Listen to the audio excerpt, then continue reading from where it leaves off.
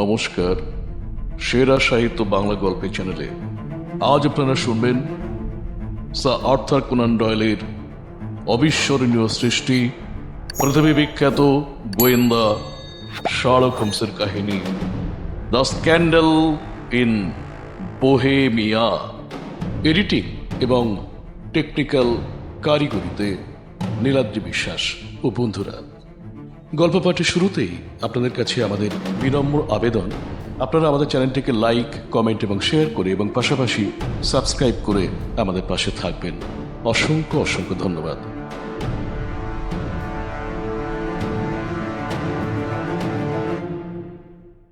বিয়ে করার পর ডক্টর ওয়াটসন হোমসের বেকার স্ট্রিটের বাড়িতে খুব কমই আসা যাওয়া করতে পারেন। চেম্বার ছেড়ে কি মনে হতে একদিন বেকার স্ট্রিটে ডক্টর ওয়াটসন হোমসের কাছে এসে দেখলেন হোমস গভীরভাবে একটা পুরু গোলাপি রঙের কাগজে লেখা একটা চিঠি খুব মন দিয়ে পড়ছেন। ওয়াটসন আসতেই চিঠিখানা তার হাতে দিয়ে বললেন, মাই ডিয়ার ওয়াটসন, তুমি এসেছো, ভেরি গুড। দেখো, এই চিঠিটা আজ শেষ ডাকে এসেছে। এটা তুমি পড়ো তো কি শুনি। চিঠিটায় কোনো তারিখ ছিল না, কারোর কোনো সিগনেচারও ছিল না। চিঠিটায় শুধু লেখা ছিল, আজ রাত 8:15 সময়ে একজন ভদ্রলোক আপনার সাক্ষাৎ প্রার্থী। তিনি অত্যন্ত একটা জটিল বিষয়ে আপনার সঙ্গে পরামর্শ করতে ইচ্ছুক। ইউরোপের কোনো একটি রাজ পরিবারের যে বিষয়ে মীমাংসা করেছেন তার গুরুত্ব একদমই কম নয়।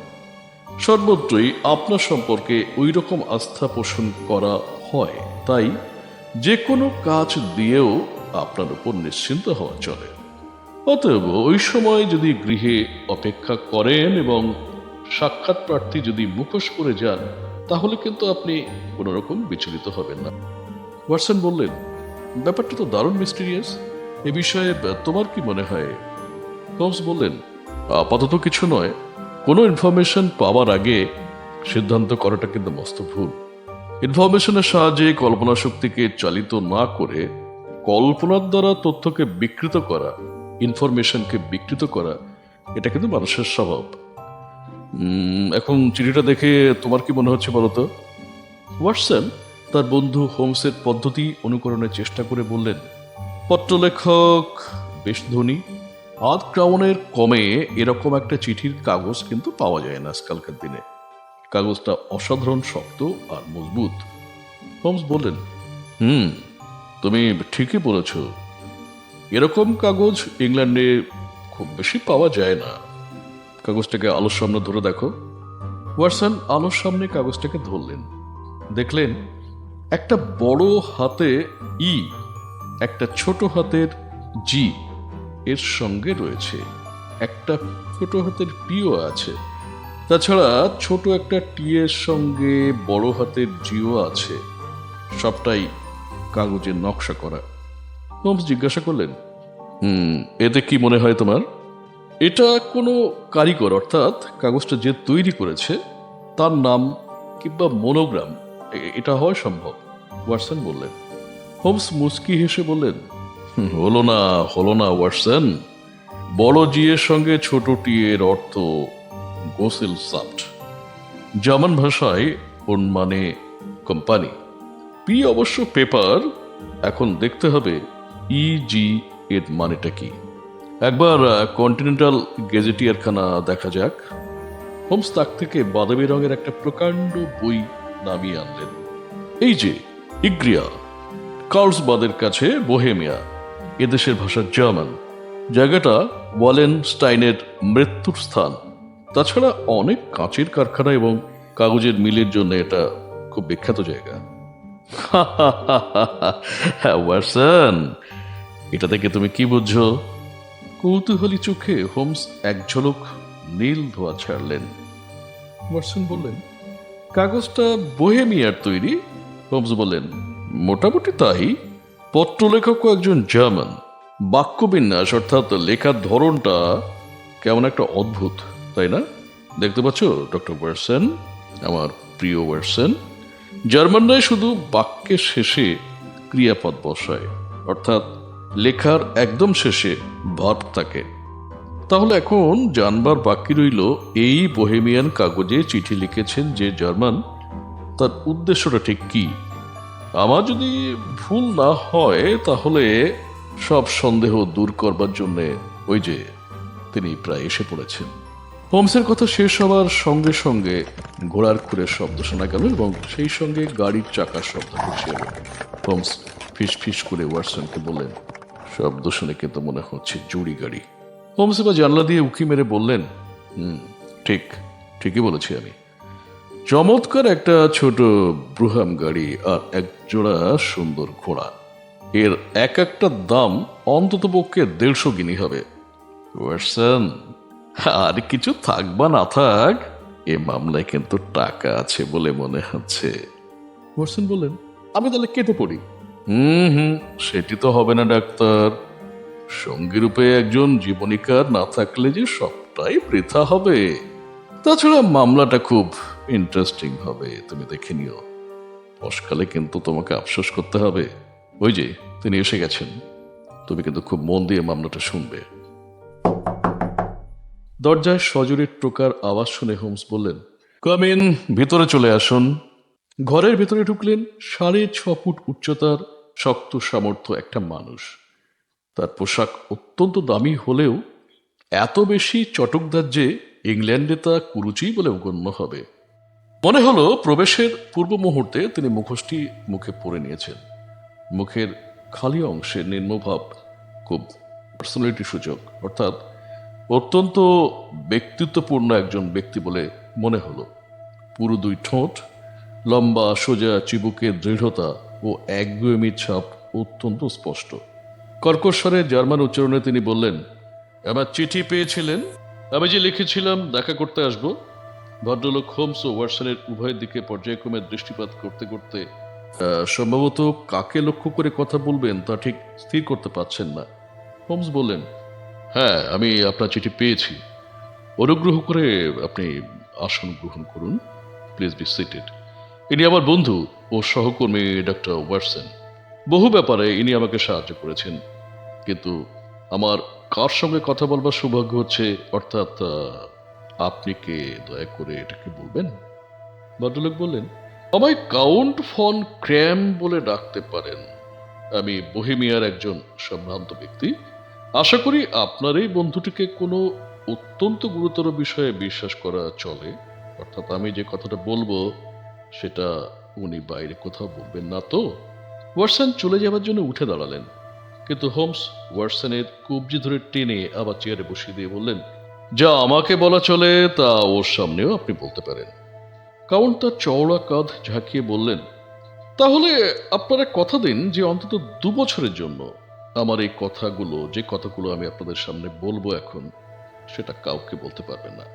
তারপরে অবশ্য এর আর কোনো গুরুত্ব থাকবে না, কিন্তু বর্তমানে এর গুরুত্ব এত বেশি যে সমস্ত ইউরোপের ইতিহাসের উপর এটা প্রভাব বিস্তার করতে পারে।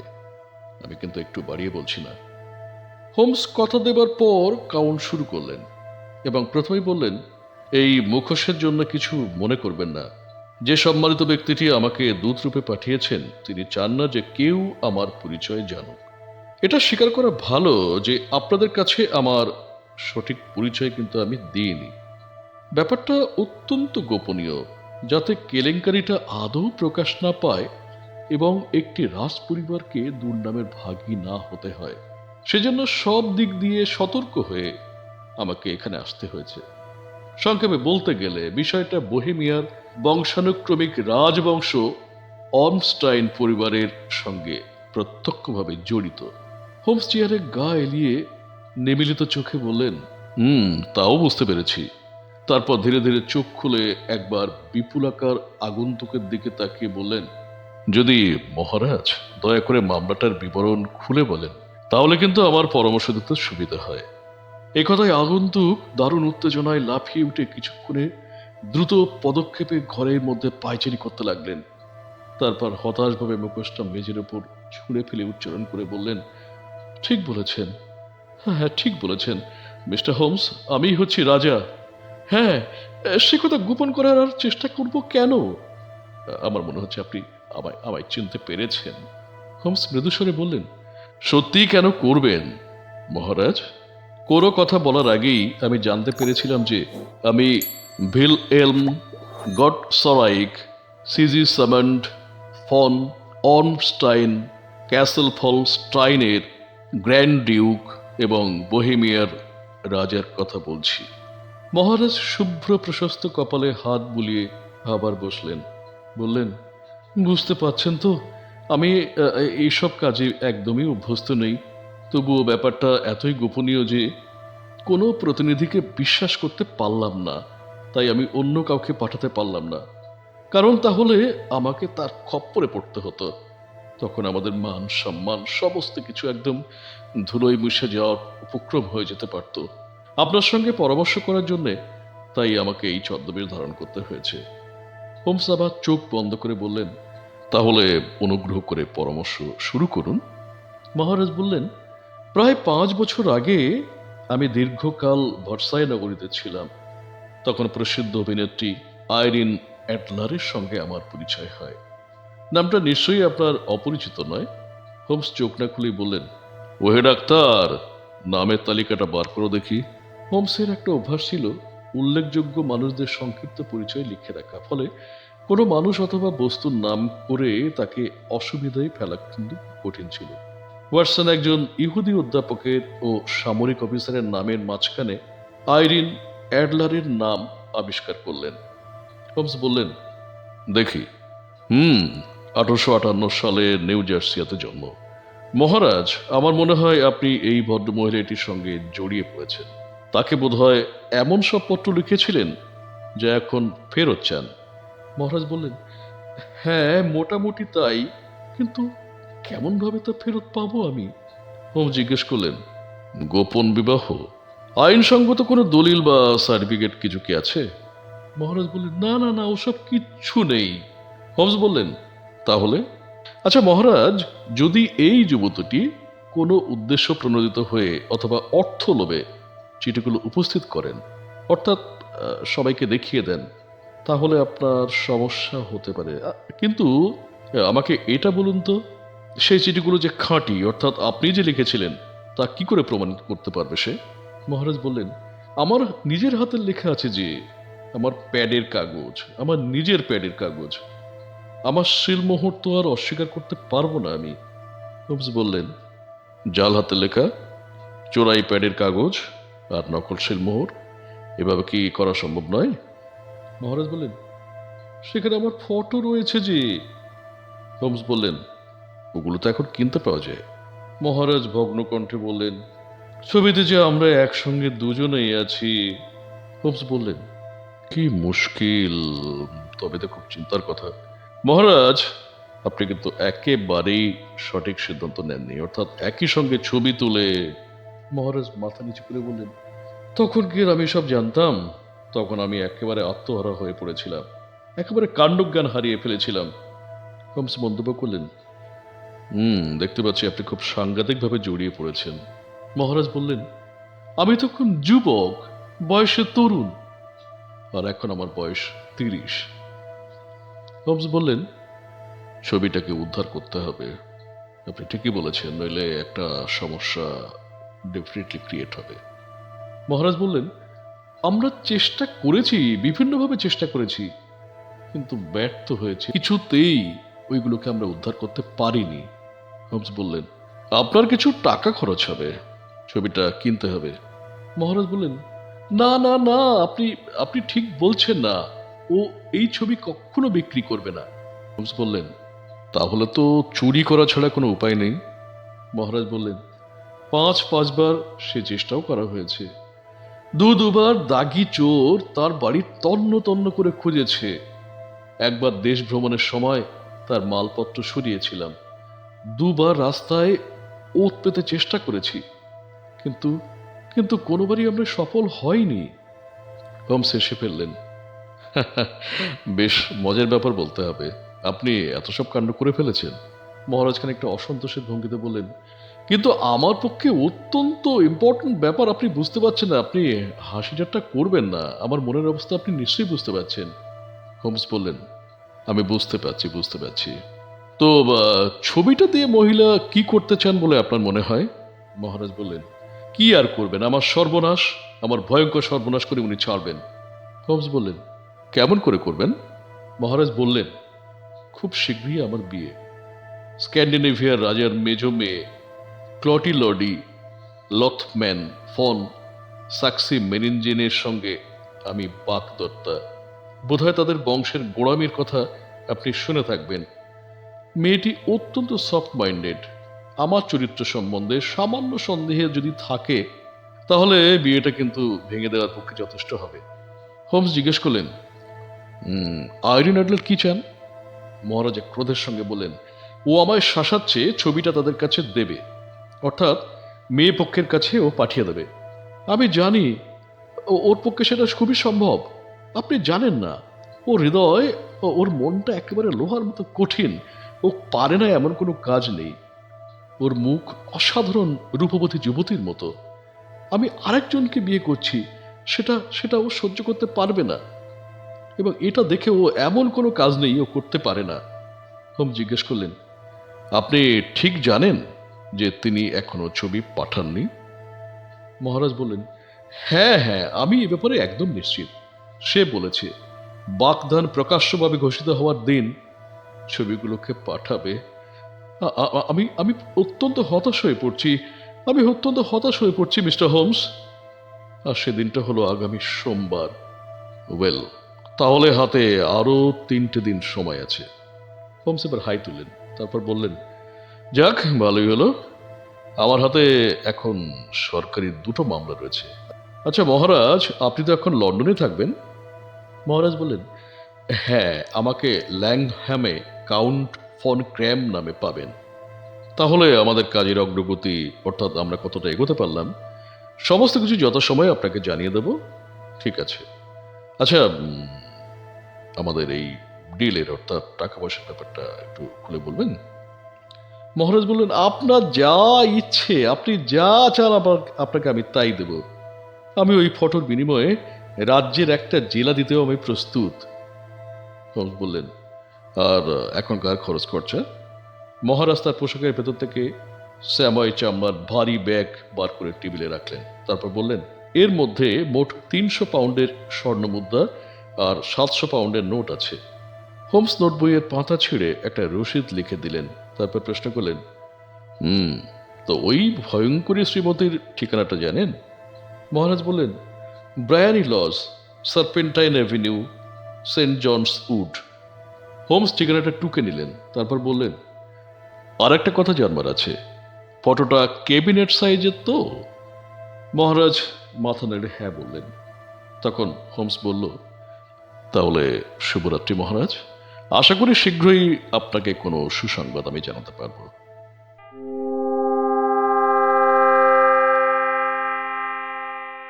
পরদিন বেলা ঠিক 3টের সময় ওয়াটসন হোমসের বাড়িতে এসে অপেক্ষা করছিলেন। হোমস তখনও ফেরেননি। ঘড়িতে এখন প্রায় 4টে বাজে। হঠাৎ ঘরের দরজা খুলে গেল। একজন ময়লা পোশাক পরা কুৎসিত চেহারার সহিস প্রবেশ করল। তার মুখ দাড়ি গোঁফে ভরা, টকটকে রাঙা, অনেকটা মাতালের মতো ভাবভঙ্গি। আমার বন্ধুর ছদ্মবেশ ধারণের আশ্চর্য ক্ষমতার সঙ্গে পরিচয় থাকলেও প্রায় 3বার তাকাবার পর বুঝতে পারলাম যে তিনিই স্বয়ং। মাথা নত করে আমায় অভিবাদন জানিয়ে তিনি শয়নকক্ষে অদৃশ্য হয়ে গেলেন। 5 মিনিট পর যখন বেরিয়ে এলেন, তখন আগেকার মতো টুইট স্যুট পরা একজন ভদ্রলোক। পকেটে হাত ঢুকিয়ে দিয়ে আগুনের দিকে পা বাড়িয়ে দিয়ে অনেকক্ষণ ধরে প্রাণ খুলে হাসতে লাগলেন। হাসতে হাসতে তার দম বন্ধ হওয়ার জোগাড় হলো। শেষ পর্যন্ত চেয়ারে গা এলিয়ে দিলেন। তারপর নিজেকে সংযত করে বলতে শুরু করলেন,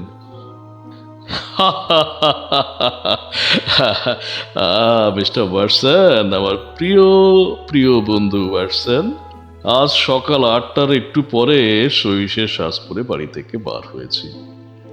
সহিস আর গাড়োয়ান পরস্পরের আশ্চর্য টান আর সহানুভূতি যে কতখানি, তা তুমি ওদের সঙ্গে না মিশলে কিছুতেই জানতে পারবে না।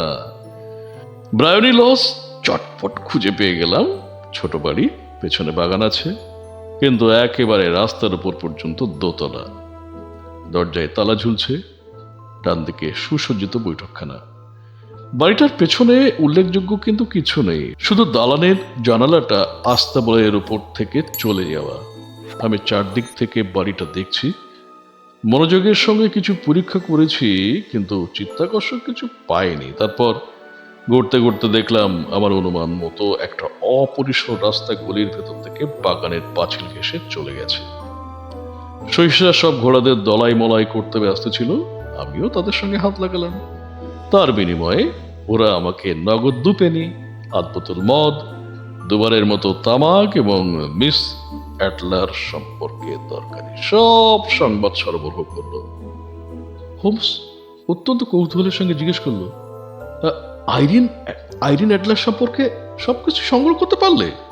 হোমস বললেন, "ও মিস্টার ওয়াটসন, তিনি স্থানীয় অধিবাসীদের মাথা ঘুরিয়ে দিয়েছেন। তার মতো চিত্তহারিণী রমণী ব্রহ্মাণ্ডে আর একটাও নেই। অর্থাৎ তিনি অত্যন্ত অত্যন্ত সুন্দরী। সার্পেন্টাইন মিউজের সবাই কিন্তু এই বিষয়ে একদম একমত। নির্বিবাদে থাকেন, কনসার্টে গান করেন, নিয়ম করে 5টায় বেরিয়ে যান, আর ঠিক 7টার ডিনারের সময় বাড়িতে আবার ফিরে আসেন। তার একটিমাত্র পুরুষ বন্ধু আছেন, তিনি অবশ্য নিয়মিত যাতায়াত করেন। পুরুষ বন্ধুটি একজন ব্যবহারজীবী, নাম গডফ্রে নর্টন। এখন বুঝতে পারছো তো ওয়াটসন, সহিসের বন্ধুত্বের দাম কতখানি? সহিস ভাইদের কাছ থেকে যা যা জানবার সব কথা জেনে নিয়ে আমি ব্রায়োনি লজের আশেপাশেই রইলাম এবং মনে মনে ফোন দিয়ে আটতে লাগলাম। মনে হলো গডফ্রে নর্টনের এই ব্যাপারে বেশ গুরুত্বপূর্ণ ভূমিকা রয়েছে। তিনি একজন আইনজ্ঞ। মিস অ্যাডলারের সঙ্গে তার সম্পর্ক কি? তিনি ঘন ঘন আসা যাওয়া করছেন কেন? ভদ্রমহিলা তার মক্কেল, না বান্ধবী, নাকি প্রেমিকা? প্রথমটা যদি হয়, অর্থাৎ তা যদি মক্কেল হয়, তাহলে ফটোগ্রাফটা তার হেফাজতে রয়েছে। শেষেরটা হলে অবশ্য তেমন সম্ভাবনা একদমই নেই, কেননা প্রেমিকা হলে নিশ্চয়ই আগের ছবি, আগের ঘনিষ্ঠ তার ছবি অন্য কাউকে, অর্থাৎ তার প্রেমিককে জানাবে না। এই প্রশ্নের উপর নির্ভর করছে তার অফিসে হানা দেব নাকি ব্রায়োনি লজেই অনুসন্ধান চালাবো ব্যাপারটা। একখানা গাড়ি এসে তখন থামলো। একজন ভদ্রলোক লাফ দিয়ে নামলেন। তার চেহারা দেখতে বাদ যাবে এসব যখন ভাবছি এইগুলো বাদ যাবে পুরো। এসব যখন ভাবছি তখন একখানা গাড়ি এসে থামলো, বুঝলে পারছেন? একজন ভদ্রলোক লাফ দিয়ে গাড়ি থেকে নামলেন। তার চেহারা দেখলে অসাধারণ রূপবান বলে মনে হয়। চিৎকার করে সে গাড়োয়ানকে অপেক্ষা করতে বলল। যে পরিচারিকা দরজা খুলে দিল, তার গা ঘেঁষে অন্দরে ঢুকলেন তিনি। যেন এখানে আসা যাওয়া সে প্রায়ই করে থাকে। ভদ্রলোক আধ ঘন্টা মতো ভিতরে ছিলেন। বৈঠকখানার জানলা দিয়ে হোমস তাকে মাঝে মাঝে দেখতে পাচ্ছিলেন। তিনি পায়চারি করতে করতে উত্থিতভাবে কথা বলছিলেন আর হাত পা নাড়ছিলেন। মেয়েটিকে একেবারেই দেখা যাচ্ছিল না। ভদ্রলোক দ্রুততার সঙ্গে গাড়ির কাছে গিয়ে অত্যন্ত ব্যগ্রভাবে একটা সোনার ঘড়ি বার করে সময় দেখলেন। তারপর চেঁচিয়ে বললেন, আরে জোরসে চালাও। আগে রিজেন্ট স্ট্রিটে গ্রস অ্যান্ড হ্যাস্কের ওখানে, তারপর এজওয়ার রোডে সেন্ট মনিকা গির্জায় যাবে। যদি 20 মিনিটে কাজ সারতে পারো তাহলে আধগিনি বকশিস মিলবে।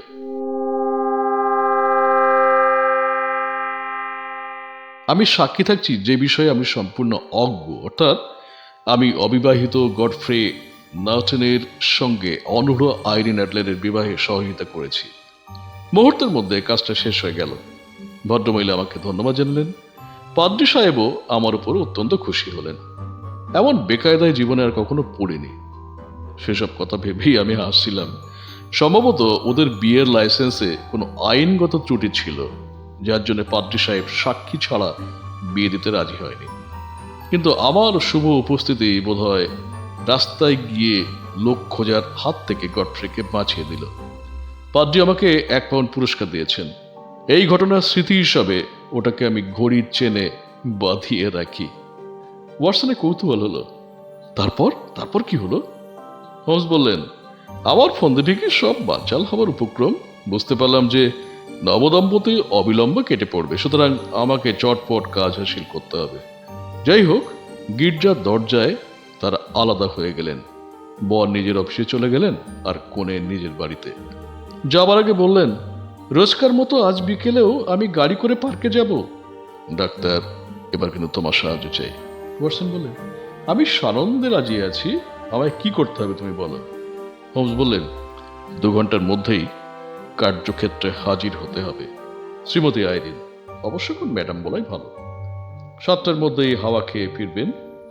যা ঘটবে তার ব্যবস্থা আগেই করে রেখেছি। শুধু একটা বিষয়ে আমি জোর খাটাবো। তুমি বুঝতে পারছো তো, সম্ভবত ওখানে আপত্তিকর কিছু ঘটতে পারে। তার মধ্যে যোগ দিও না তুমি।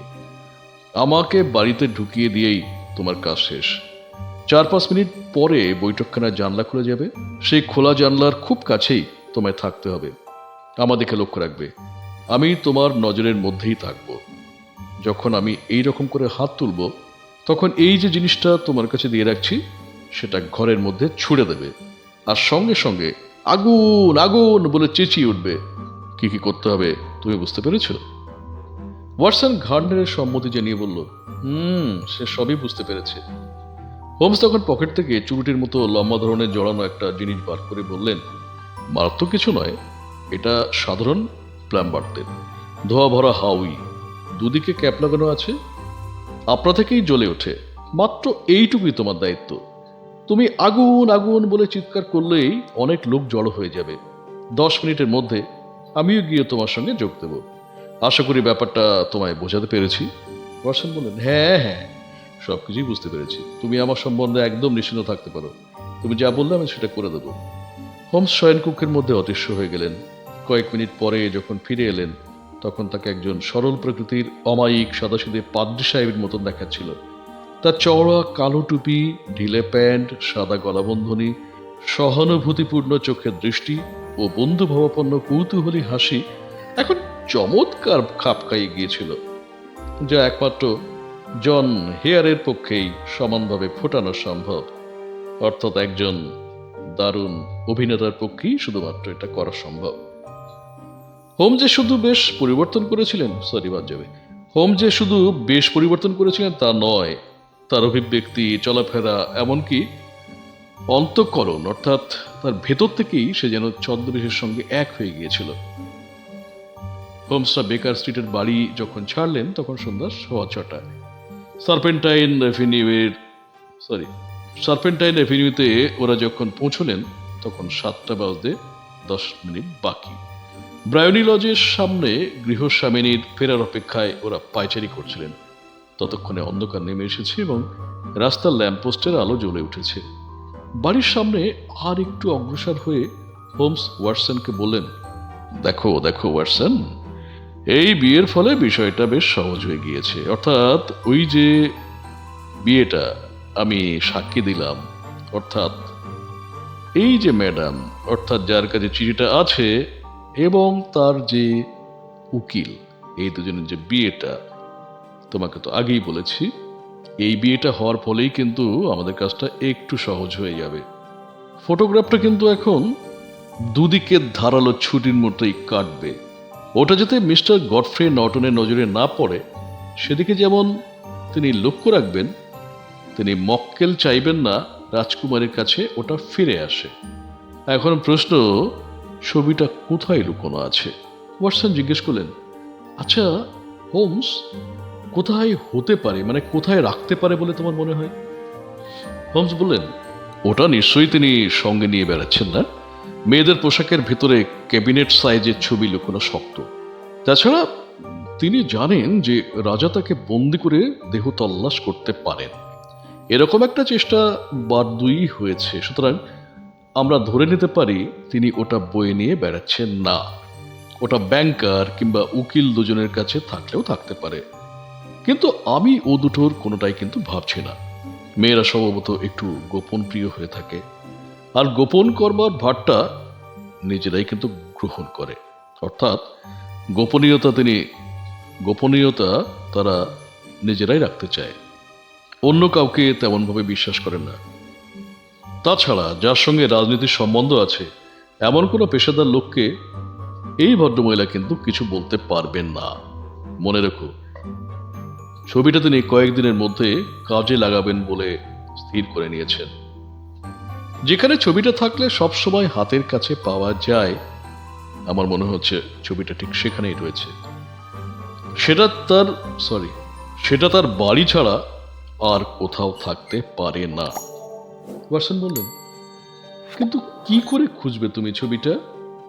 হোমস উত্তর দিলেন, যাতে উনি ছবিটা দেখাতে বাধ্য হন, আমি কিন্তু সেই ব্যবস্থাই করব। চুপ, চাকার শব্দ শোনা যাচ্ছে। আমাদের শ্রীমতী ভয়ঙ্করী এগিয়ে আসছেন। এবার কিন্তু অক্ষরে অক্ষরে আমার নির্দেশ তুমি পালন করবে। হোমসের কথা শেষ হতেই রাস্তার বাঁকে এক ঝলক আলো দেখা গেল। ব্রায়োনি লজের সামনে ল্যান্ডো এসে দাঁড়ালো। গাড়িটা থামবার সঙ্গে সঙ্গে জটলা থেকে নিম্ন শ্রেণীর একজন লোক দৌড়ে এলো দরজা খুলে কিছু রোজগারের আশায়। কিন্তু সেই একই অভিপ্রায়ে আসা আরো একজন। তাকে কিন্তু আগের লোককে পরের লোকটি কনুয়ের গুঁতো দিয়ে সরিয়ে দিল। বেঁধে গেল ভীষণ ঝগড়া, ঘুষোঘুষি চলল। ভদ্রমহিলা গাড়ি থেকে নামতে নামতে উত্তেজিত একদল লোক তাদের ঘিরে ধরল। তারপর লাঠি আর ঘুষির হিংস্র যুদ্ধ শুরু হয়ে গেল। তুমুল লড়াই। ভদ্রমহিলাকে রক্ষা করবার জন্য হোমস বিদ্যুৎ বেগে ভিড়ের মধ্যে ঢুকে পড়লেন। কিন্তু কাছাকাছি এসেই তিনি কাতর আর্তনাদ করে লুটিয়ে পড়লেন। তার মুখ থেকে রক্তধারা ঝরে পড়তে লাগলো। তার পড়ে যাওয়ার সঙ্গে সঙ্গে প্রহরী দুজন একদিকে সরে পড়ল। শ্রীমতী এই ফাঁকে দ্রুত পায়ে সিঁড়ি দিয়ে উঠে গিয়েছিলেন। তিনি উপরে উঠে আসবার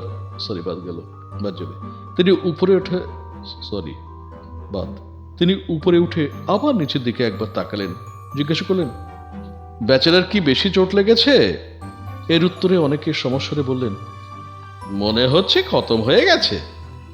অসৎ একজন চেঁচিয়ে বললেন, এখনো প্রাণ আছে বটে, তবে হাসপাতালে নিয়ে যেতে যেতে সব শেষ হয়ে যাবে। শ্রীমতীর একজন পরিচারিকা বলে উঠলেন, খুব সাহসী ভদ্রলোক, ইনি না থাকলে এতক্ষণে দিদির ব্যাগ আর ভরি হাওয়া হয়ে যেত, সবকিছু চুরি হয়ে যেত, ওরা চিন্তা করে নিত। শ্রীমতী হুকুম দিলেন, ওকে বৈঠকখানায় নিয়ে এসে ভিতরে সোফায়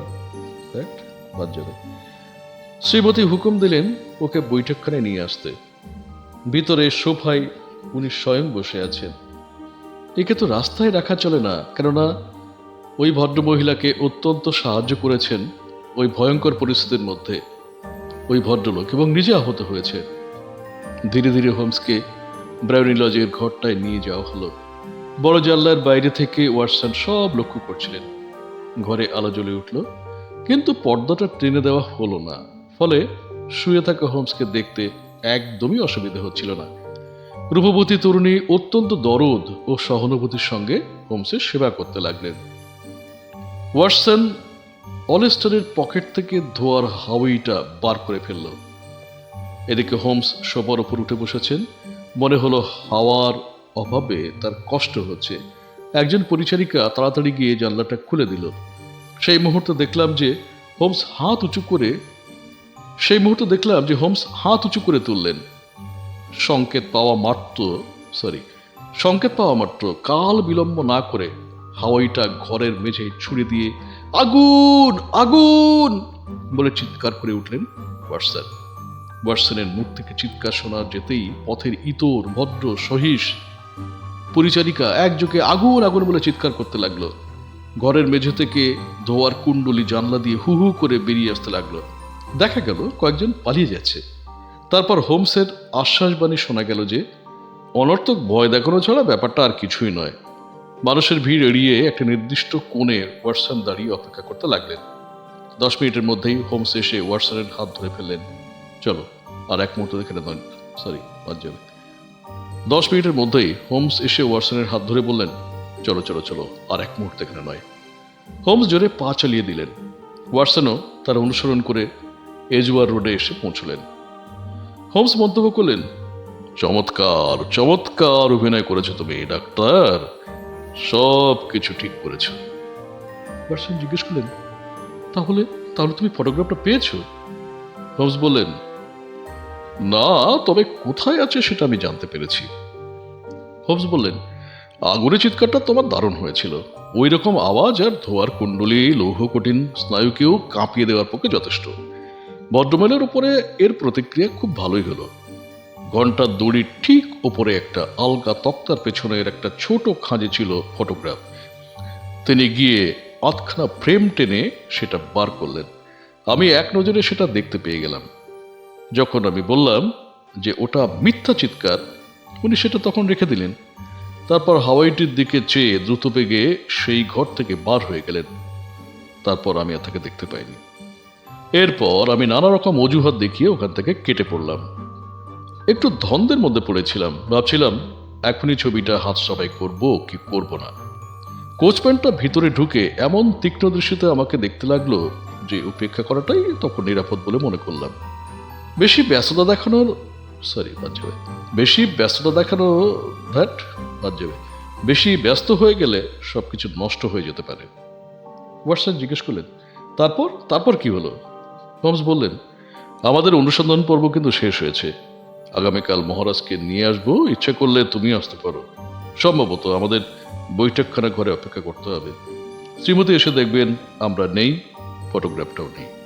নিজের হাতে ছবিটা উদ্ধার করতে পারলে মহারাজ নিশ্চয়ই আনন্দিত হবেন।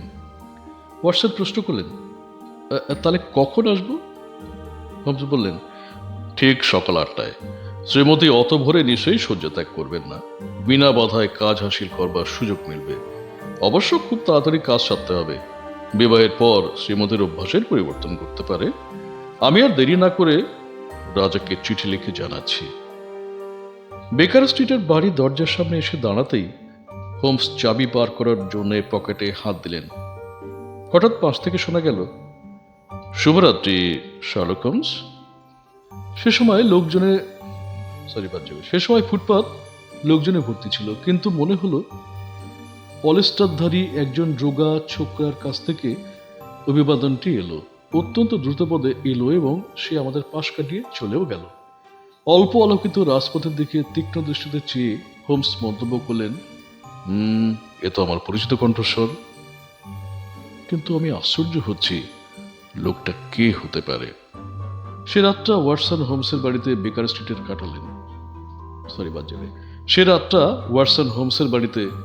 স্ট্রিটের কাটালেন। পরদিন ভোরবেলায় যখন টোস্ট আর কফি নিয়ে বসে আছেন হোমস, এমন সময় বোহেমিয়ার রাজা দ্রুত প্রবেশ করলেন। বললেন, ওটা ওটা পাওয়া গেছে? এখনো কোনো আশা পাইনি, তবে পাওয়ার আশা করছি, হোমস জানালেন। চলুন বেরিয়ে পড়ি।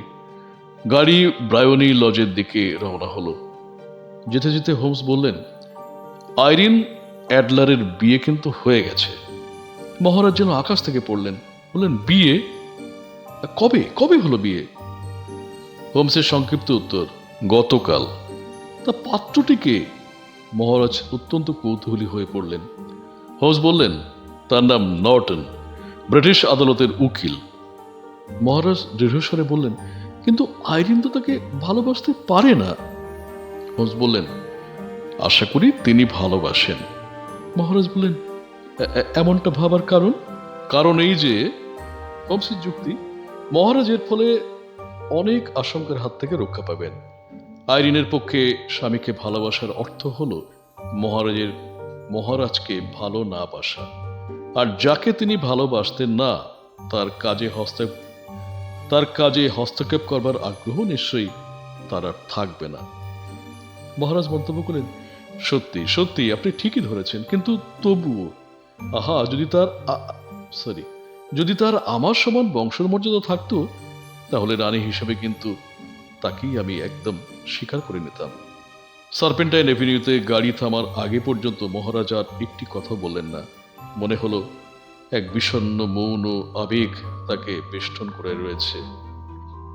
ব্র্যারি লজের খোলা দরজার সামনে এক বৃদ্ধা দাসী দাঁড়িয়েছিল। আমাদের গাড়ি থেকে নামতে দেখে তার মুখে অবজ্ঞাপূর্ণ হাসি ফুটে উঠল। সে জিজ্ঞেস করল, আপনি বোধহয় মিস্টার শার্লক হোমস? হোমস চমকে উঠে তার মুখের দিকে জিজ্ঞাসা দৃষ্টিতে তাকাল। তারপর বলল, হ্যাঁ, আমি মিস্টার শার্লক হোমস। বৃদ্ধ দাসীটি বলল, গিন্নিমা বলছিলেন যে আপনি আজ সকালে আসবেন। আজ ভোর 5:15টার সময় চেয়ারিং ক্রস স্টেশন থেকে তিনি ইউরোপের দিকে রওনা হয়েছেন। সঙ্গে কিন্তু তার স্বামীও আছে। এইসব কথা শুনে নিরাশ হয়ে হোমস পেছনে হেলে পড়লেন। তুমি বলতে চাও যে তিনি ইংল্যান্ড ছেড়ে চলে গেছেন? বৃদ্ধাটি বলল, তিনি আর কোনোদিনই ফিরবেন না। ভাঙা ভাঙা গলায় প্রশ্ন করলেন মহারাজ। আর কাগজপত্রগুলো? হায়, সব খোয়া গিয়েছে। হঠাৎ কি যেন চিন্তা করলেন সেই বৃদ্ধা পরিচারিকা। সরি, বাদ যাবে। হঠাৎ কি চিন্তা করে সেই বৃদ্ধা পরিচারিকাকে ধাক্কা দিয়ে ড্রয়িং রুমে প্রবেশ করলেন। সেই সঙ্গে মহারাজ আর ওয়াটসনও হোমসকে অনুসরণ করলেন। ঘরের আসবাব এলোমেলো, সমস্ত তাক ফাঁকা, দরজাগুলো খোলা পড়ে রয়েছে। মনে হলো ভদ্রমহিলা চম্পট দেওয়ার আগে সব তন্ন তন্ন করে খুঁজেছিলেন। ঘন্টার দড়ির কাছে গিয়ে ঘন্টার দড়ির কাছে গিয়ে হোমস একটা আলগা তক্তা ভেঙে ফেললেন।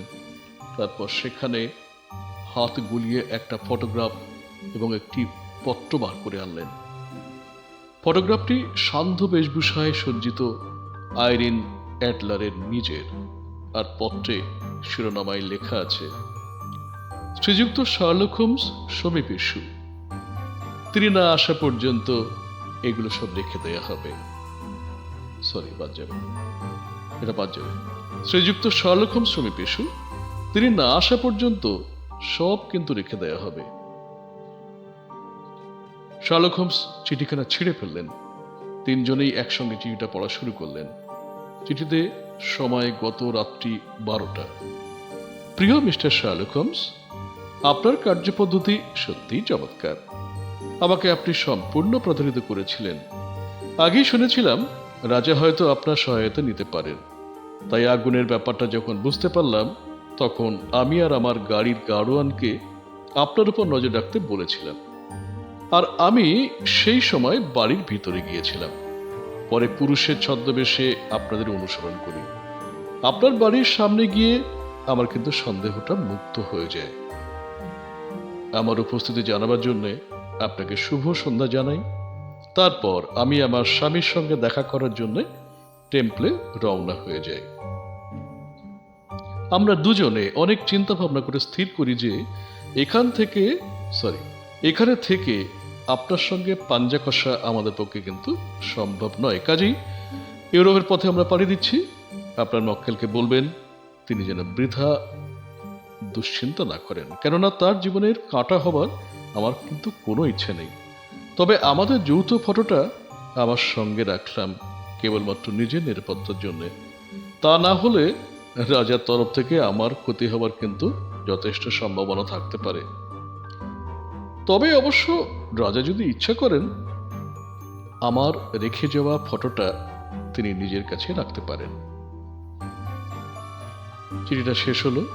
চিঠি পড়া শেষ হলে মহারাজ আনন্দে হৈ হৈ করতে লাগলেন। বললেন, প্রথমে বলেছিলাম না, মেয়ে হিসেবে কোনো খারাপ বলা চলে না ওকে। সে কিন্তু অতুলনীয়। রানী হবার সত্যিই তার যোগ্যতা আছে, কিন্তু বংশ মর্যাদা না থাকায় তার থেকে আমাকে দূরে থাকতে হলো। শার্লক হোমস রাজার মতো আনন্দিত হতে পারেননি। তিনি বললেন, মামলাটার পরিণতি আরো ভালো হওয়া উচিত ছিল। তিনি বললেন, মামলাটার পরিণতি আরো ভালো হওয়া কিন্তু উচিত ছিল। ও আমাকে একদম ঘোল খাইয়ে ছেড়েছে। রাজা সঙ্গে সঙ্গে শার্লক হোমসকে থামিয়ে দেন। বললেন, আইরিন অ্যাডলারকে আমি চিনি। ওর কথার কিন্তু কোনো নড়চড় হবে না। ও যে কথা দিয়েছে তা শেষ জীবন পর্যন্ত তিনি রক্ষা করবে। হোমস আর কথা বাড়ালেন না।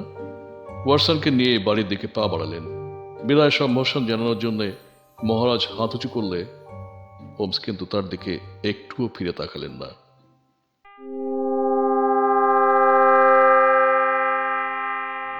শেষ হলো আজকের গল্প দ্য স্ক্যান্ডাল ইন বোহেমিয়া।